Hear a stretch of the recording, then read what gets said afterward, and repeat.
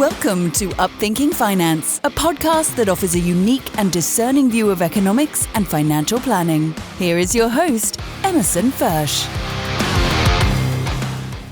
Welcome to another episode of Upthinking Finance. Musician Sinead O'Connor in the song The Emperor's New Clothes wrote, "Everyone can see what's going on. They laugh because they know they're untouchable, not because what I said was wrong." And that's from the album, I Do Not Want What I Haven't Got. In the spirit of sharing thoughts and ideas from different thinkers across the globe, today's guest's name is John Waters. He'll be coming to us from Ireland. He's an Irish thinker, talker, and author. Of note, in the early 1980s, he was a correspondent for what's called the Hot Press, which was Ireland's rock and roll newspaper, contributing reviews and interviews as well as a regular radio review column. With the Hot Press, he was instrumental in shifting the paper from its previous preoccupation with rock and folk music to a wider engagement with politics and culture. In the 90s, he was a regular columnist for the Irish Times and the London-based Observer.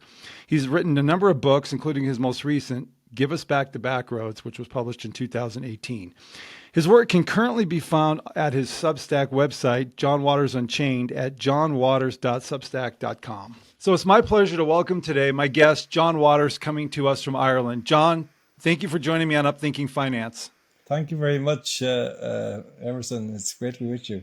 So I thought I'd ask you to maybe set sort of the foundation here, and maybe as a person that's grown up in Ireland all your life, just sort of explain maybe the last 30 years of some of the notable transitions you've experienced. I've heard you in a couple interviews, and I feel like you really capture, I think, certainly what you've lived through, but something that we all can kind of identify with, really wherever we are. Yeah, well, when I was a child and in my teens and when I was a young man, Ireland was kind of a backwater, and it was kind of like just plodding along. It has regarded itself as kind of much a failed entity in economic terms, for me, the 80s were the best ever time. It was just a beautiful decade, and freedom and a sense of cultural explosion. And but then what happened was we got rich. We got prosperous. We had a thing called the Celtic Tiger, which kind of started in the late 90s and continued for, well, a little over a decade maybe. It hit the wall in 2008 with a real bang. And then I think some of us began to realize actually the whole thing had been fraudulent, that it was a kind of a boom bust kind of, three-card trick, whereby they had basically moved in on us, created a massive debt, and now they had us by the short and curlies. And that's kind of like really in a sketch what happened. But fundamentally before that, there were certain problems in Ireland that were never acknowledged. One was the history of Ireland as a colonized nation. And people, kind of rationalize this by saying, well, Ireland was never a colony of Britain. It was like, part of the empire or whatever. No. Who decided that? Like, who decided that we were part of the empire? I didn't. My people didn't. We weren't part of the empire, So colonization is a psychological process more than it is anything else. And that's the issue that has really, I think, done for Ireland in a major way. Colonization creates all kinds of pathologies, including self-hatred, including a desire to mimic the master, including all kinds of things. And I mean, it's rife, the great Frantz Fanon wrote it elaborately about it out of Algeria during the Civil War there in the late 50s. He was a psychiatrist, and he did analysis of all of that, in his books, The Wretched of the Earth and Black Skin, White Masks. And I when I read those books, I said, these books are about Ireland. They're about my people, because, we were inflicted with all kinds of grief and pain and torture and you name it. I mean, we had so-called famines here in the 1840s, which weren't famines, they were genocides, And I mean, those things still stay with me. I through my working life as a journalist, I've been trying to alert Irish people to the fact that these pathologies remain with us. The way I put it, I could see the famines, so-called, in the way my uncles walked, in their disposition and their demeanors, because they were beaten, defeated people. They were shamed people. And this is what happened to our nation. And then what happened was that we decided in modernity that we would become modern and successful by imitating what our masters told us, or what they did, and the way they spoke, and the way they acted, the way their priorities, their aspirations. We took all this on board. This is why we are now regarded as, laughably, the wealthiest country in the world, and also the most progressive country in the world. Ireland is a terrible place now. Anybody with an honest mouth on them is going to tell you that. Even the people who are being dishonest and who have led us up this garden path know it in their hearts, that Ireland is in the most serious trouble it's possibly ever been in, that we're on the point of outright capitulation to a slavery that is unimaginable. And, this is really so heartbreaking for me. And one of the most heartbreaking things about it is that the people of Ireland now don't love their country anymore. It's quite patent in the way they speak about it. My parents, my father was 50 when I was born. So he was quite old, much older than me. He was like a grandfather in a way. So, but that was an amazing experience for me, because it gave me access, as it were, to like 3 centuries all at once, the past, the middle, and the present and the future.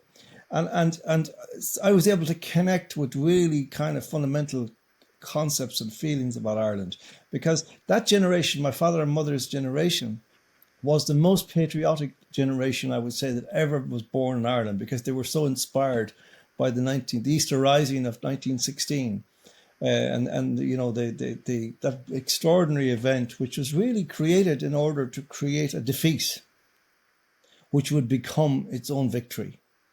It was a really remarkable thing, because it was based on the idea of Easter, and the crucifixion followed by the resurrection, and that's exactly what happened. Ireland rose out of the ashes as supposedly a free country, but I think that's now a doubtful kind of thing. I think that they pulled a trick, and really Ireland was never completely freed from Britain. So that's a long story, but I think it's increasingly to believe it is true. And I think I was speaking recently to Alex Craner about these things, and he is of the view that the British Empire never went to sleep. The sun never set on the British Empire. It's still there. And so we are in this situation now where I believe that a coalition of outside interests have become extraordinarily interested in Ireland for all kinds of reasons, I believe. We are critically important to them, strategically and otherwise. In Europe, we're an island nation. We have good defenses in that sense. They can. And also we are infinitely malleable, I'm sorry to say. Infinitely. Our political class are the most corrupt on the planet. I don't apologize, and I will not hear any alternative claim to this. Not only are they the most corrupt, they're also the most stupid, which is a fascinating combination. That's a dangerous combination. Yes, it is. So we're in deep trouble. And the reality is that Ireland claims to be the richest country in the world. It is rich on paper. Please, please, please. It is rich on paper, because all of the corrupt multinationals from America and elsewhere have their headquarters here. And they're using 2 sets of books. They have been from the beginning to defraud their own internal revenue commissioners.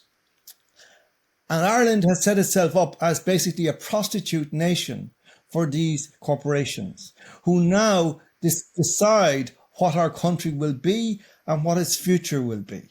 You bring up a really interesting point that I actually I don't know that I've heard, getting back to, you said there was a bit of a psychological process to this.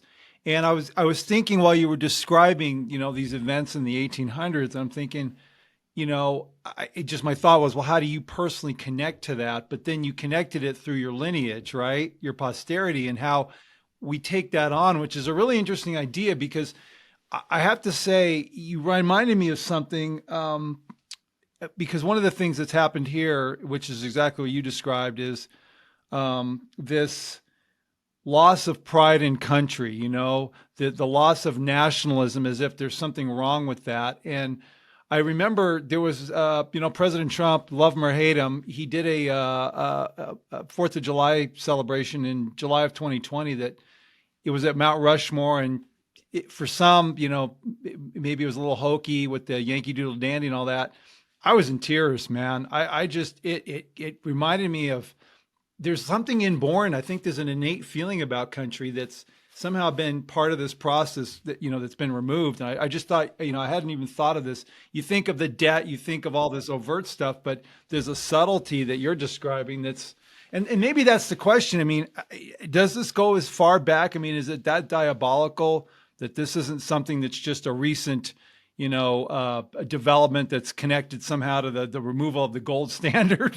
That's what we go back to. Yeah. Well, I mean, you can go back, and I mean, yeah, you could start there as well, and you would get a functional analysis, hypothesis of the whole thing. But I think it's much deeper. It's been going on for hundreds of years. I've no doubt about it now.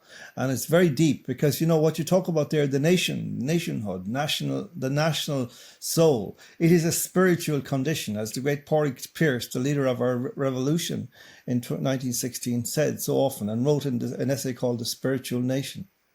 It is a spiritual relationship. Of course it is. We love our country. We adore our country. We are absolutely, slain in the spirit by our country. The idea that it might be taken from us, which it is being, is the most terrifying thing, worse than death itself, in my view. To think that we would be alive and our nation would be taken from us is, to me, the most unimaginable horror. And these people have no souls, you see. They are they're zombies. And this is the problem, you see, that we're talking, they don't know what you're talking about. And they call you far right if you love your nation. This is, a spurious equivalence with Nazism, which is the most ludicrous and idiotic principle. But you see, the world is full now of idiotic principles, which are just spouted, repeated on Twitter. This nonsense. This is destroying the world. I have said it 1,000,000 times. I will say it one more time. When the investigation takes place, I don't know when, maybe 100 years' time, into why Western civilization fell in the early part of the 21st century. The anthropologists will go out into the ruins and they will spend whatever time, maybe months, maybe years investigating, and they will come back with one sheet of paper and they will hold it up and it will have just one word for the cause of this, and that word will be Twitter. It is the most destructive thing that has ever happened because it allowed all of the stupidity to rise to the top of our culture, and all the malevolence and all the malice and all the ignorance and all the lack of soul, all rising to the top. And now they govern us. Now they control everything. We cannot speak the truth because they are screaming and spitting downwards upon us. So let me ask you this, because you alluded to this earlier, John, and you mentioned this in a conversation you had with Matt Carpenter, which I really enjoyed too, the Good Life podcast. But you talked about, leaders being incompetent and shifting and now appearing to be part of an orchestrated script. When did you start to really tune into this? I mean, I know you've been a writer and a journalist for years, and maybe, this is just something you've been witnessing in real time, but I'm one of these people, you've probably talked to a few, that really actually started to see things at the beginning of the COVID. That's when all of a sudden I started questioning, particularly at the financial world and the industry, and started to see, became acquainted with World Economic Forum and just this coordinated ESG agenda and all this stuff. How long have you been really just noticing that things were? Well, in a sense, Emerson, I'm the same as you. I didn't make the connections until the COVID crime began. But actually, when now I go back, I realized that all of the things that had been concerning me as a writer and as a journalist were part of what was happening. I had been, albeit somewhat ignorantly, I have to say, paying attention to all the right things.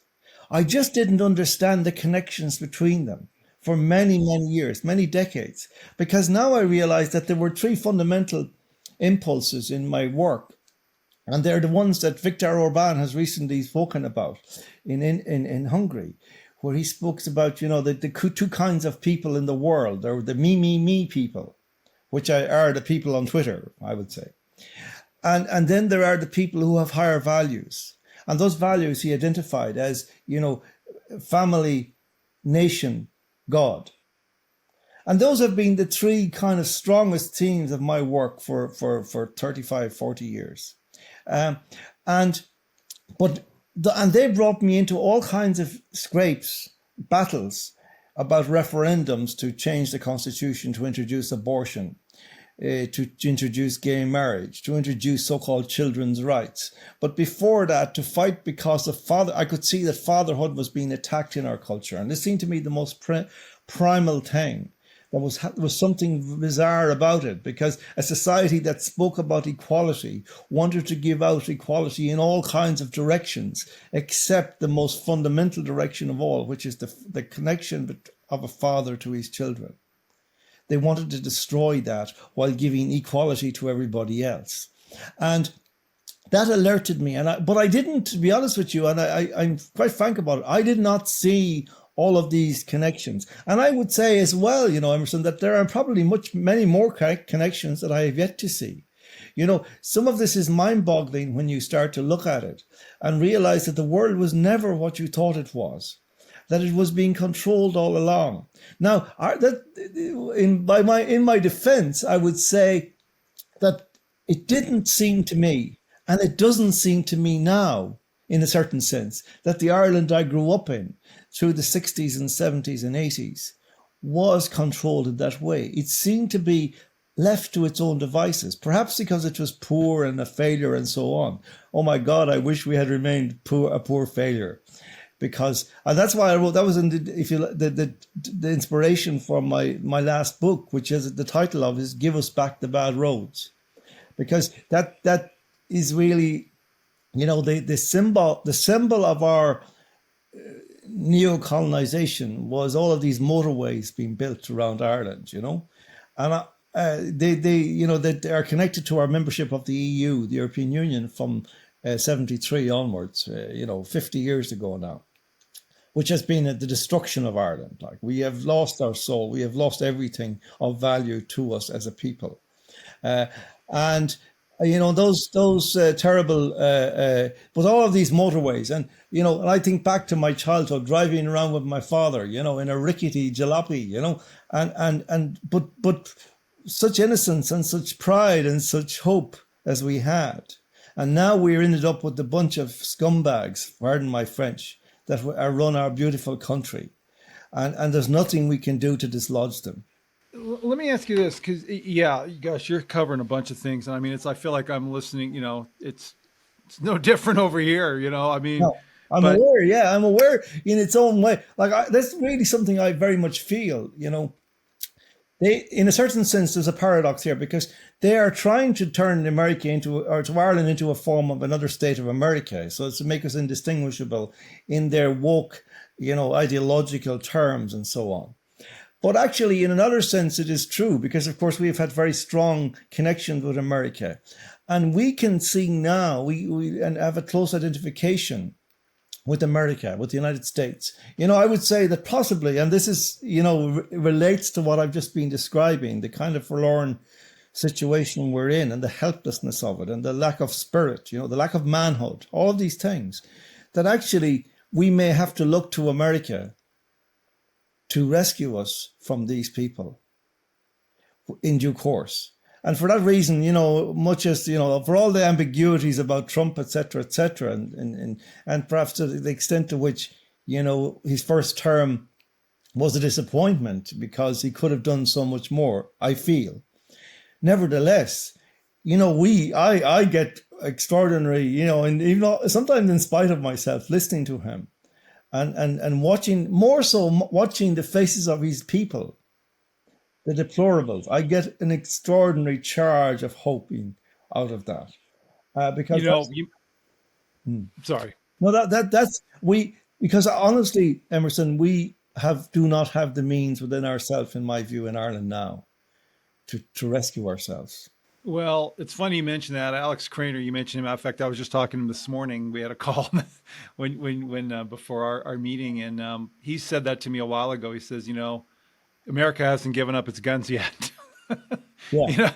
I mean, but You mentioned, and I was going to ask you about this, the EU, and I got to be honest with you, when I was doing a little research for this conversation, I actually didn't realize the EU's been around as long as it has. In my mind, I kind of connected to the euro, which and I think I'm remembering this right, that was like late 90s, mid to late Yeah, 90s, yeah. yeah. And so, It's, but are you familiar with Russell Napier? Does that name ring a bell at no, all? no, I can't say so. Oh, he's a Scottish economist over in Edinburgh. He runs this thing called the Library of Mistakes, but he's written a number of books. He's actually a really interesting man and really smart. But he wrote a book and he talked about, he was consulted when the EU idea with the currency was first being thrown around, and he immediately advised against it. And it was kind of what you got to, was that to try to take, America's relatively new. I mean, compared to European countries like yours, to try to take these countries and somehow fuse these different ethnic cultures into one kind of, he just didn't see how that was ever going to work. And I think now, at least from what I read, it's starting to blow up. Yeah, But yeah, can you maybe just point out a few things because you mentioned how it's killed your country. Do you mind being just a little more specific on that? Would that be okay? sure. Well, I mean, essentially, it has destroyed the imagination of our country, and I would put that first and foremost as a transcendent imagination. That is an imagination that in the sense of it is tailored to the structure of man, in which the idea of moving through the world, through this reality, towards something great, whether it's true or not, let's leave that to one side, but that is the ideal disposition of a human being walking across the face of this planet, because that is the way that you can keep walking tall, moving forward, and directed along a path at a particular imagined or maybe non-specific destination. And of course, mythologies, and there's a great writer back, Philip Rieff, American sociologist, way back in, he's been dead for about 20 years now, but he wrote some books about this whole thing, in which he divided, human existence up into what he called three worlds, not the normal first world, second world, third world, but what he called, they were kind of like religious, imaginative realities. The first being the mythological realm of ancient Greece and the American native Indians and so on, who have belief in gods, belief in transcendence, but on the basis of fate and taboos, is what he said. Fate, F-A-T-E. And then after that, you had the Abrahamic phase, where you have Christianity, Judaism, Islam, which have equally a transcendent aspiration, but in their cultures there is more what he called faith, obviously, F-A-I-T-H, and also commandments.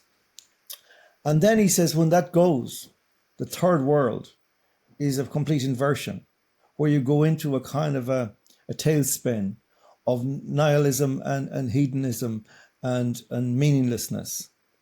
And now that's what we're in Ireland. That's the meaning. That's the encapsulation, if you like, of our state. The symptoms of it, are nothing new. They are woke. There are drag queens demanding to be allowed into the presence of children so they can rub their private parts as close as possible to these poor children.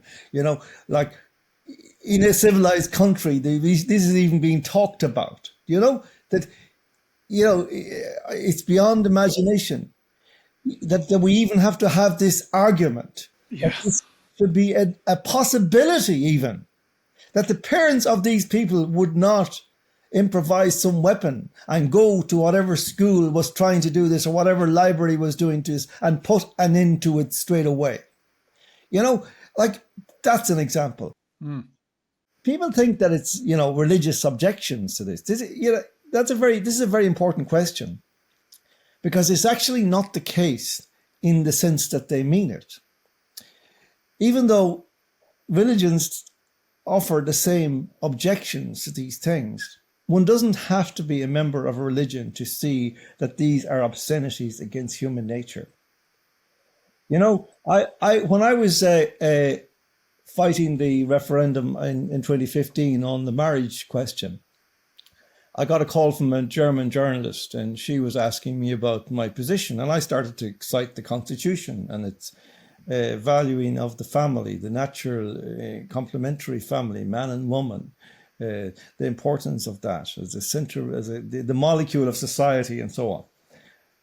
And I was talking like this. Next thing, she interrupted me and she says, yes, but you're a Catholic, aren't you? And I said, yes. You see, the reduction comes in. Because, you see, Catholicism, by their understanding, is just simply a list of dogmas which you have swallowed and regurgitate on demand. It cannot possibly be a reasonable process which is connected to the structure of your humanity and the structure of the world. So my point is that you can actually discover all of these precepts in Catholicism and learn about them. But only, I would say, if you've already discovered them in reality.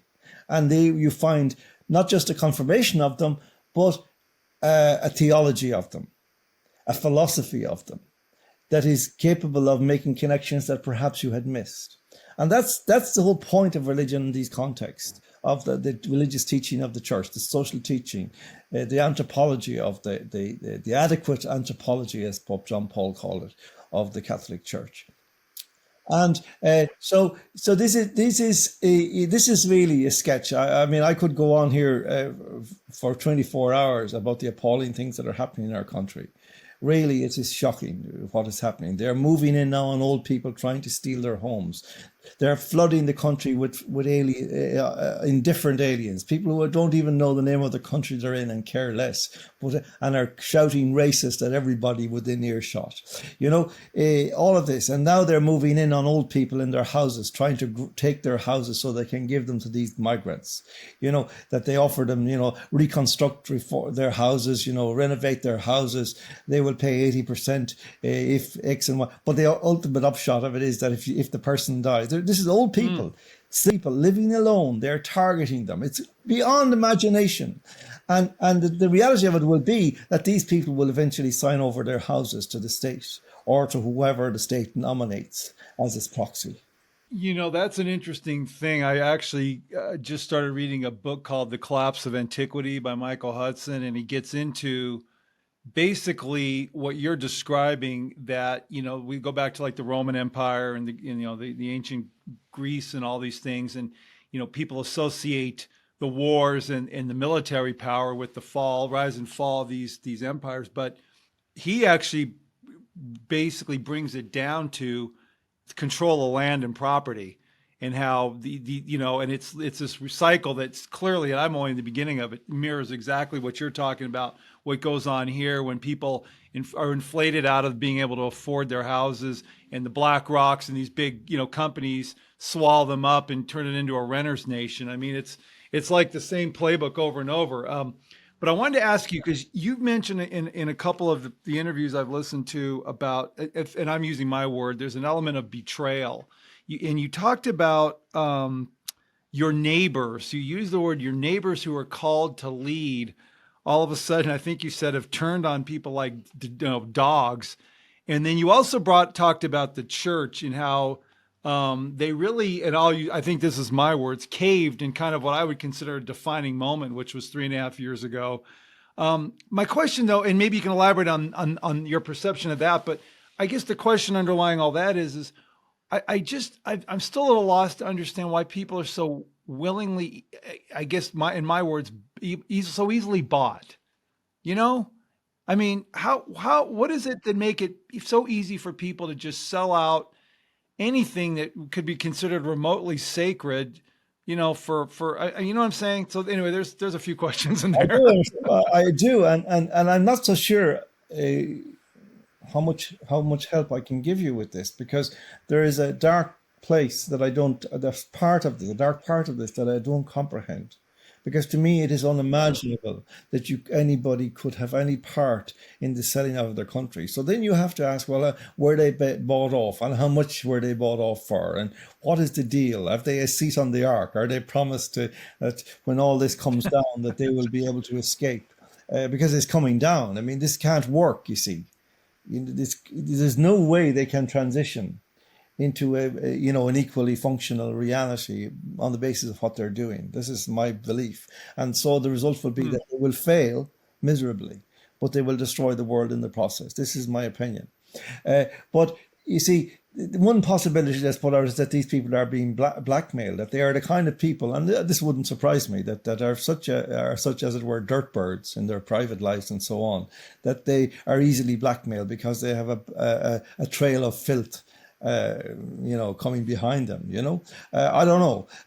Like it's beyond imagination, really. I can't understand it. And this is the thing, that we're here in this bizarre world now. You were talking about BlackRock and all that stuff. Like, I mean, when you think about Emerson, like I lived in a culture, which was really influenced by the Anglophone culture, from America and Britain and Europe, of course, as well, in a slightly different way.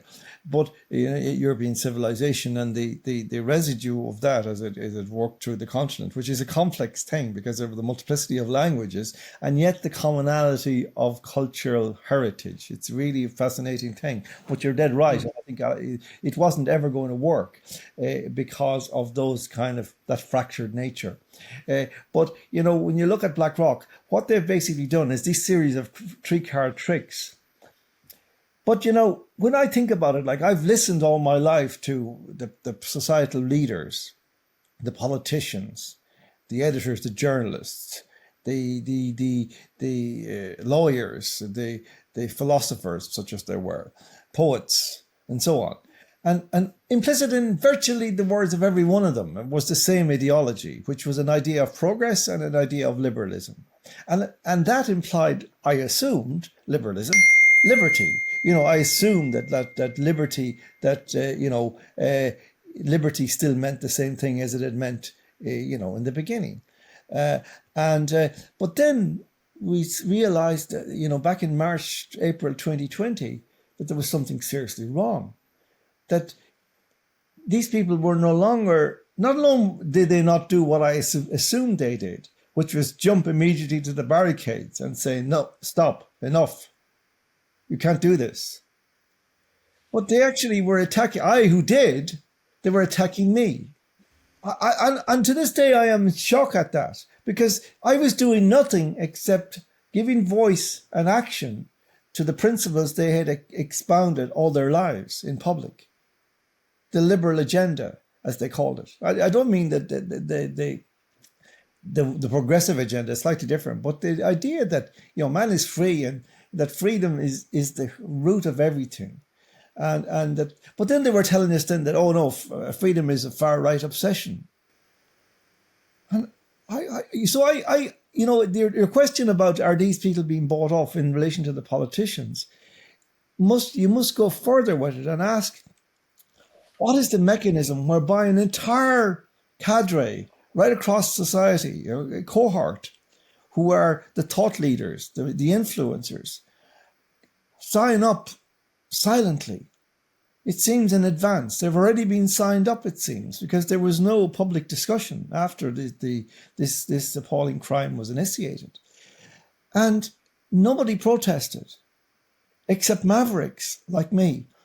People who were never part of the liberal set in the first place.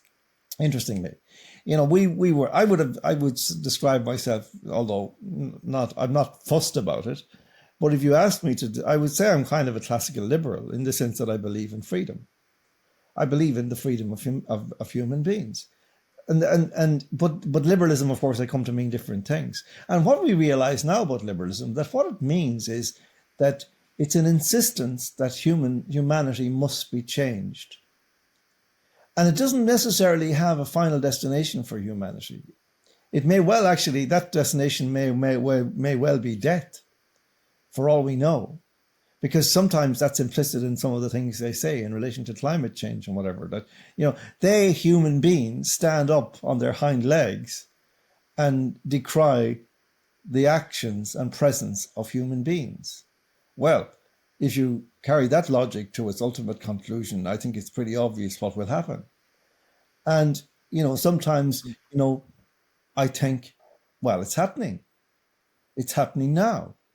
That the process that we're undergoing seems intent upon the destruction of the human race. And again, we're having a culture. We have a culture, a conversation. Well, it's not between the animals in the fields. It's not between the cattle and the sheep. It's between human beings. And essentially that discussion is a debate as to whether the human race should be allowed to continue or not. And on what terms. But then you stop and say, yes, but who's asking this? Who's saying this? And we find that the power has drifted to the top. And the weird thing about it is, Emerson, that all these rebels and mavericks and Marxists and revolutionaries and insurrectionists whom we saw with their placards from the 1960s on the street, they're all good with Larry Fink being the emperor of the whole world. It's mind-boggling. And I say to people, who is the Prime Minister of Ireland, the Taoiseach we call him? And they say, Leo Varadkar, I say Varadkreep. No, I say Larry Fink. Larry Fink is the Prime Minister of Ireland. He is the Taoiseach. And who is the Chief Justice of Ireland? They say Donald O'Donnell. I say, you must be joking. It's Larry Fink. Because all these guys do the will. They carry out the will of Larry Fink, and that makes Larry Fink the holder of all these offices because he has the money. But, Emerson, here's the interesting thing. It's not even money.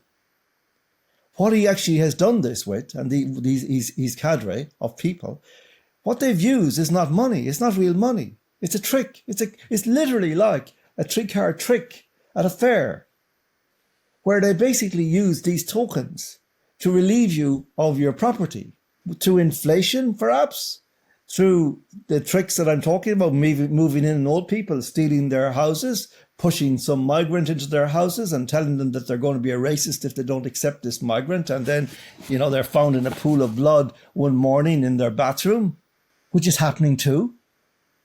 And then the church, you asked me about the church. I cannot tell you how disgusting the church has become in Ireland. I really cannot. I am lost for words. And, I struggle with this because for many years I defended the church and, spoke about the faith and spoke about religion in a philosophical way and the importance of it, the centrality of the religious idea to the imagination of humanity, of a functioning humanity. But now I look at them and I see them, on the altar with their hand sanitizers before they handle the host. And I hear that somebody I knew as a child has died alone, without a doctor, without a priest, because these guys wouldn't go to visit them. It's grief inducing to think about that part of it. I find it really hard to even think about it. But, and then in a different domain, I hear them talking about mass migration and bullying the people of Ireland to accept that they have to accept all comers, doesn't matter who, on what basis, however fraudulent, and completely, frankly, lying about what the church's teaching is. Because the church's teaching on mass migration is nothing like they're saying, nothing like what the Pope is saying. The church's teaching on mass migration was laid down many centuries ago by Thomas Aquinas and his remains. That if people have no responsibility to absorb into their cultures other than people who are willing to revere that culture and have an express wish to be there and a reason to be there, and who apply with humility and respect and veneration for membership of that nation. And yes, Aquinas said, such a person, such a family may be accepted into a nation after 2 to 3 generations. He did not say that by giving them 1,100 quid out of the taxpayers' petty cash, they can go into a room and buy an Irish passport, regardless of where they came from or what their intentions are in our country. And if you say this, you're a racist. Well, I don't care what they call me. They've called me everything they have called me misogynist, they've called me xenophobe, they've called me racist, they've called me homophobe, they've called me transphobe. They're running out of words, they're running out of phobes, and I'm still here. I don't care. I don't care. And the only hope for my country is if other people stop caring as well. You know, you're there is I don't know if the silver lining is the right word, but as I listen to you and I'm thinking about kind of the transformation that seems to be happening for people, and that'll be kind of maybe a last place we can go of what you're observing.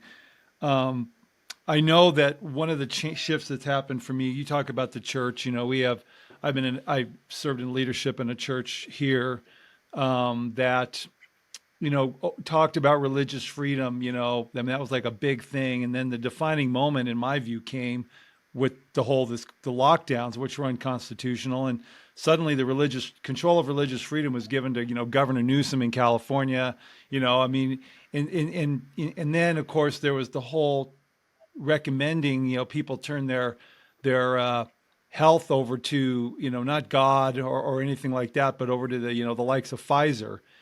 And, it's the thing is people show their cards in moments like this. I was on a call with one of these big wealth firms in May of 2020. This was when the light went on. And, and you remember what was going on then, the flatten the curve line was becoming permanent at that point. And the economist on the line was talking about, pimping China.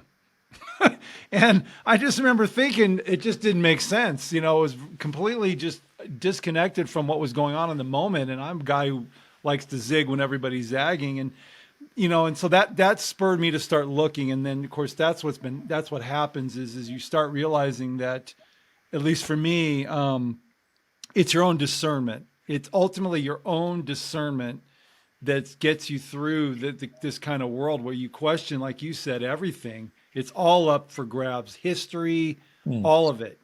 And there's there is a freedom in that. There actually is a freedom in that. It's certainly the as you've been doing it longer than me, really, it sounds like, but you find that you start to see things, and there's a bit of a freedom in not being locked into these limited, these kind of the menu that's been presented before us once we're born.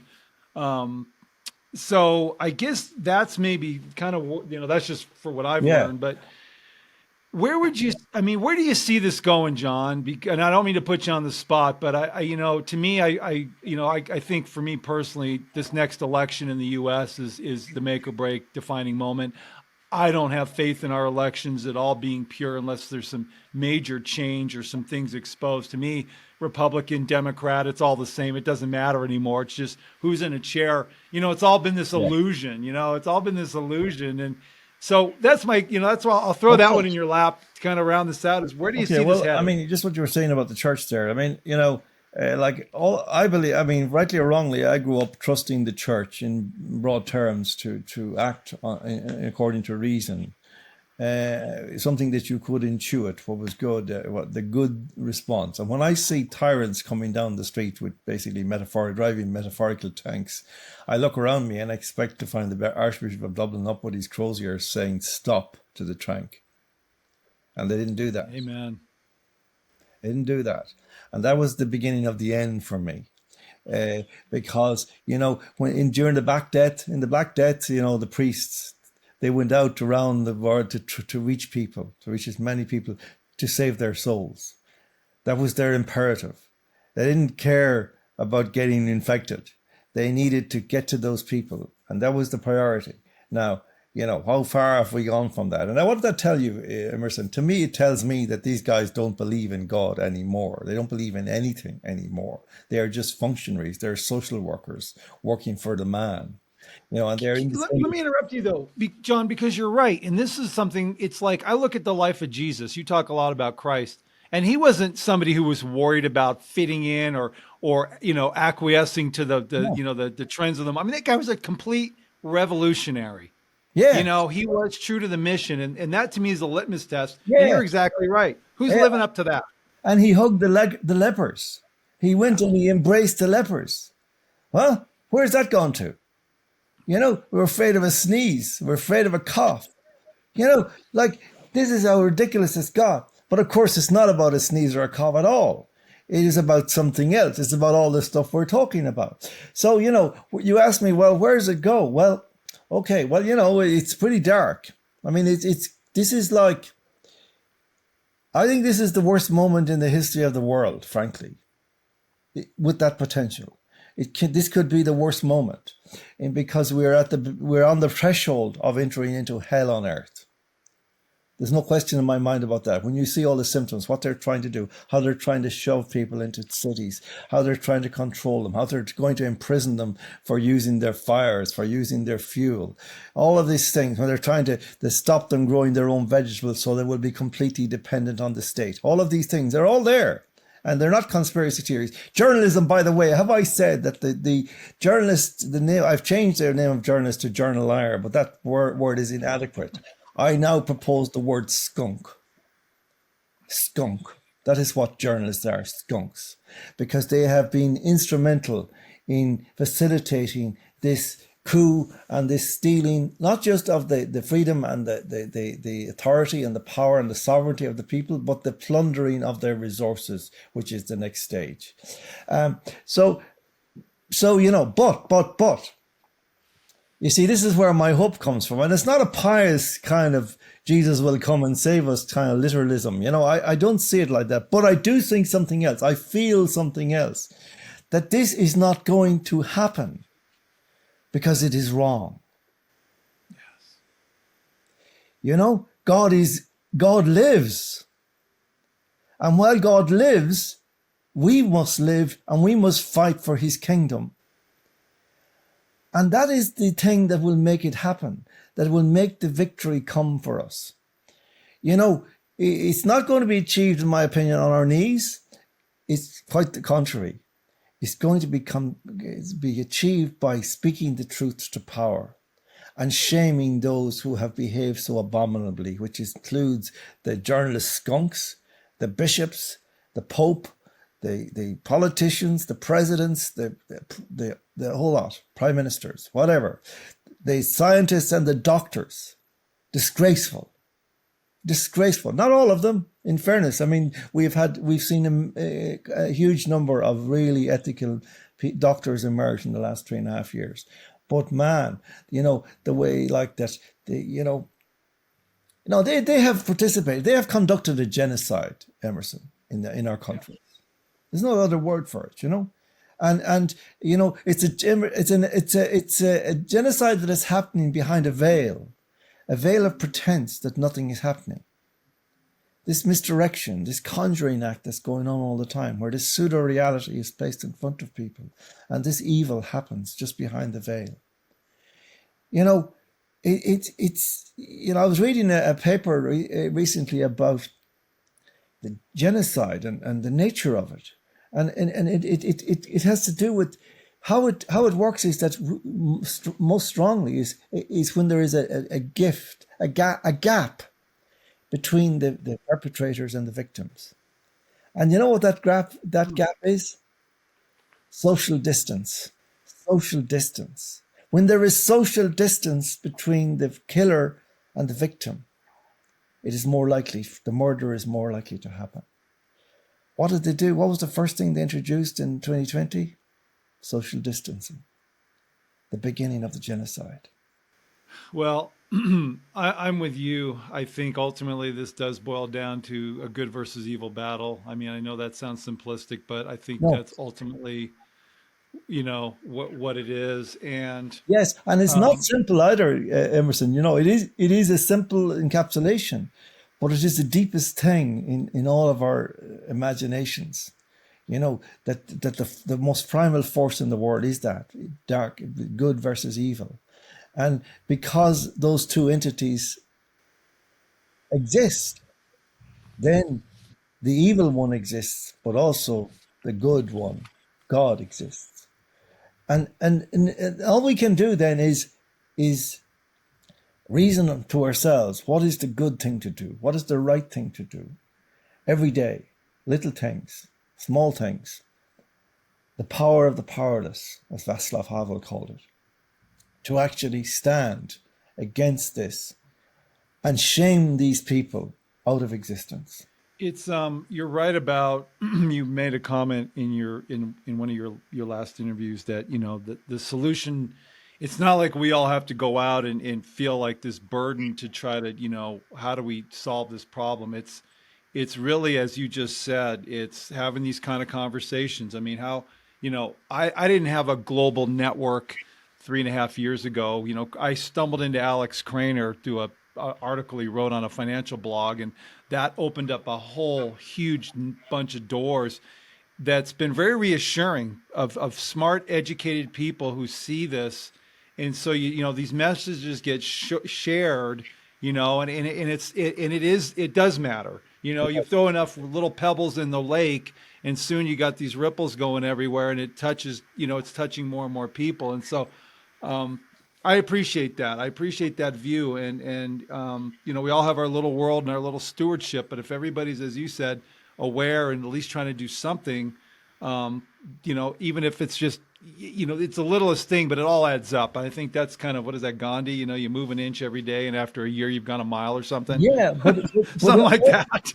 Also, it's to kind of put flesh on why it works is really important as well. It works because it is by our actions, our movements, the smile on our faces, the demeanor we have in public, the fact that we have spoken truthfully about this and people now look to us in confusion, in questioning, in doubt maybe. But they see us and they see a demeanor that is not sneaky, is not stealthy, it is not underhanded. And that is itself a statement that could turn the world around from this. Because what they have tried to do is beat people into sheep, to make them kind of so that they shrivel up into themselves and just crawl around looking for a direction from one another. So we have to, again, going back again, and it's precisely what I described as relation to, walking to reality, the religious demeanor, the religious sense in reality is to walk upright on the path that you envisage before you, moving forward towards the horizon, towards a destination that may be clear, may be unclear, but nevertheless you know that you are going somewhere important, great, and that you want to go there. But but the journey on the way is important too, because that's where other people see you walking and say, I want to walk with him, and that's the way we will do this. And I believe it is possible if we can find in ourselves the disposition to, be clear in our minds that what is happening is wrong. You see, how they did it was really convince people with propaganda and lies and fear and so on that they were good guys. They wanted to save lives. No, they didn't. I just said it. Social distancing. That's a genocidal instrument. In its absolute essence, that's what it is. And from that very first proposal, they were announcing themselves as evil ones. And we need to grasp that and then look around and say, well, who are the good guys? Because the cavalry is not going to come over the hill. No. We are the cavalry. We don't have any horses, unfortunately, for the moment, but, the horses will come. The horses will come if we make the journey. John, I appreciate the time, and I come away with these kind of conversations just feeling that a guy over here in Utah and a gentleman over in Ireland can have a conversation about things, and somehow to me that seems like a win. It just seems like a win for the day.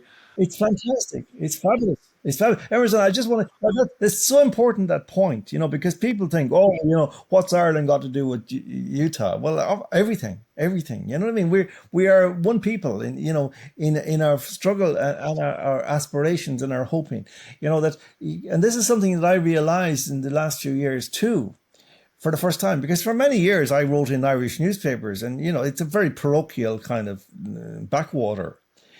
But now in the last 3 years or so, I've started to go out to the world and realize that actually, the things I have experienced are eminently relevant to people all over the world, that our experiences fundamentally, and certainly our experiences of evil, are very similar. You're right. And that's the thing I think that we've lost our connection. And I think that's, as you say, that isolation, that social distancing. We start to see people, not as brothers and sisters anymore, but as, threats, and then you connect with people again and you realize there's just power in that energy. Listen, I appreciate your time, John, on an evening here over in Ireland. And I just want to thank you so much today for joining me on Upthinking Finance. Well, thank you very much, Emerson. It's a great pleasure to talk to you. And, I hope when this is over that we can talk again, and maybe before that, but, that we will talk and we will laugh about, to whatever little unhope was in our hearts at any given moment, that we can laugh at that and say how stupid it was. That's a vision for the future. I love to end on a rising note of hope. Thank you. Thank you, Emerson.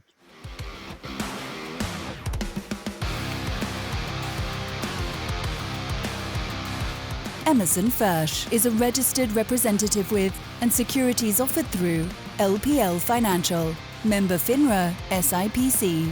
Advisor services offered through LPL Financial, a registered investment advisor and separate entity from Capital Investment Advisors. The opinions voiced in this podcast are for general information only and are not intended to provide specific advice or recommendations for any individual. To determine which strategies or investments may be suitable for you, consult the appropriate qualified professional prior to making a decision. The guest speakers and the companies they represent are not affiliated with or endorsed by LPL Financial or Capital Investment Advisors. Individual tax and legal matters should be discussed with your tax or legal expert. Economic forecasts set forth may not develop as predicted, and there can be no guarantee that strategies promoted will be successful. All performance referenced is historical and is no guarantee of future results. All indices are unmanaged and may not be invested into directly. There is no assurance that the techniques and strategies discussed are suitable for all investors or will yield positive outcomes. The purchase of certain securities may be required to affect some of the strategies. Investing involves risks, including possible loss of principal.